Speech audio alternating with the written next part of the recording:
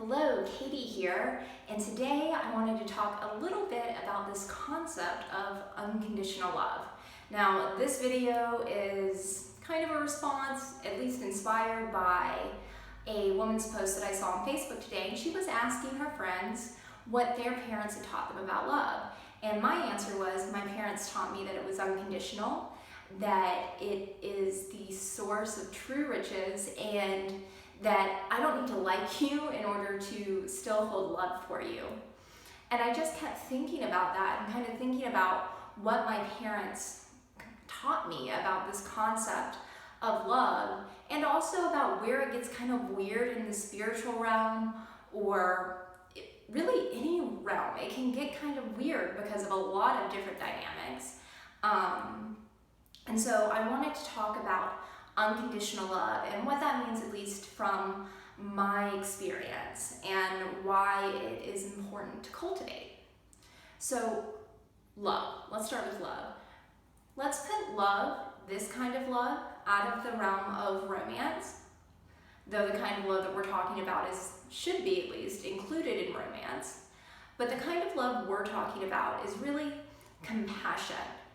And so I'm going to jump straight to the point of, I don't need to like someone to love them.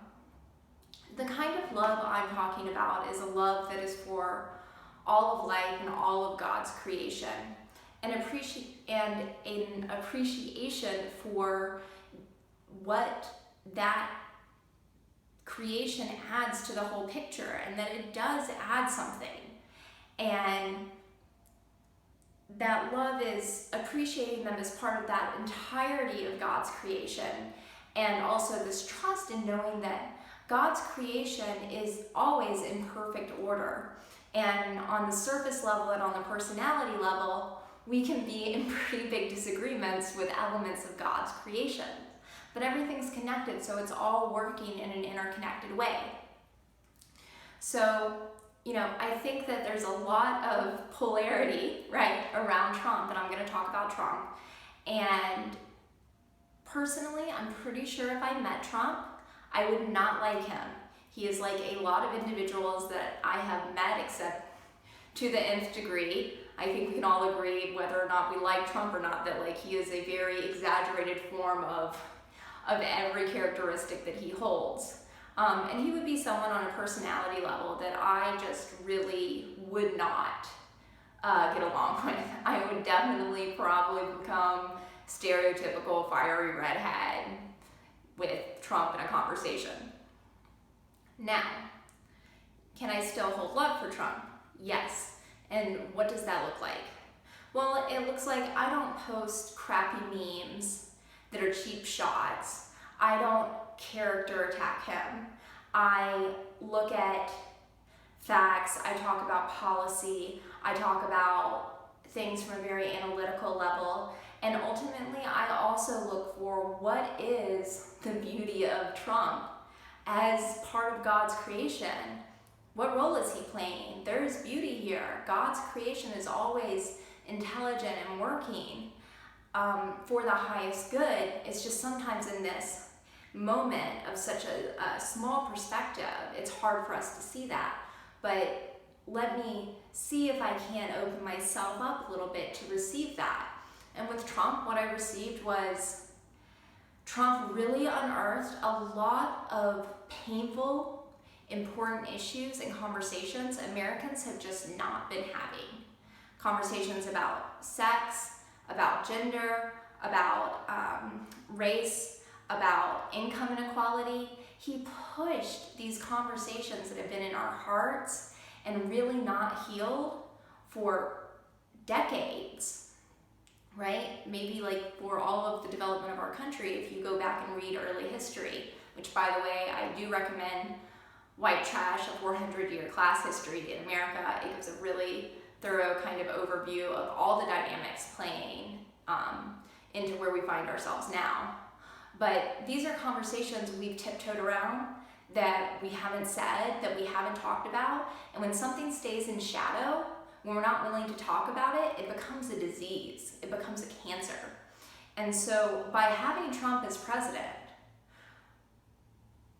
what's happening is we're having healing conversations. We're having conversations that are going to make, in the long term, our country more strong, more resilient, more compassionate, and a better country than before Trump was president.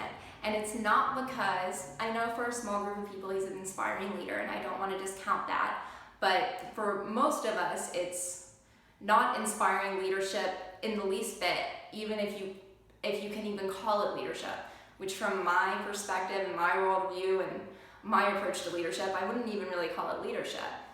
Which is the other part that, at least what I'm getting, is kind of divinely placed with this, which is Trump feels very dangerous to a lot of people, and I think that that is totally reasonable. But from what I'm observing, he doesn't have the consensus skill set, the leadership team skill set, the influence among people who he needs to work with. He knows how to influence media, but he doesn't know how to influence team members and other people who maybe have inflated egos or maybe just are actually strong leaders. And so he's not being very effective in any of those very legitimate fears, or in any of those initiatives that very legitimately creates a lot of fear for a lot of people. And that is all a long way of saying, I am not a Trump supporter as a president or as a political candidate. However, Trump is a human being, and Trump was created by God and is made out of God stuff just as much as I am, just as much as anyone else on this planet is. And I can see God working through Trump. And in that way, I can love the role that Trump has decided to play with his life as we develop and evolve as humanity. And I don't need Trump to be different for me to extend that love to him. And before I started to see what I guess we could call the intelligence behind this from a longer view perspective, before that I could still say, I don't get it. But as a person, I'm sure that he had whatever experiences he had that logically created the outcome of what we witness as Trump. No one chooses to be anything less than the best version of themselves. And sometimes we end up with circumstances and people and places where we continually have experiences that shape maybe the not best version of ourselves by most standards set by society. I guess you could even argue that. And so I can know that for someone, and that's unconditional love. Unconditional love is not me going out of my way to say nice things about Trump. Unconditional love would not be me choosing, should I get invited to a White House party or something like that's going to happen. But if I were, I would not accept that invitation, not to be mean, but because it wouldn't be healthy for me to be in that space.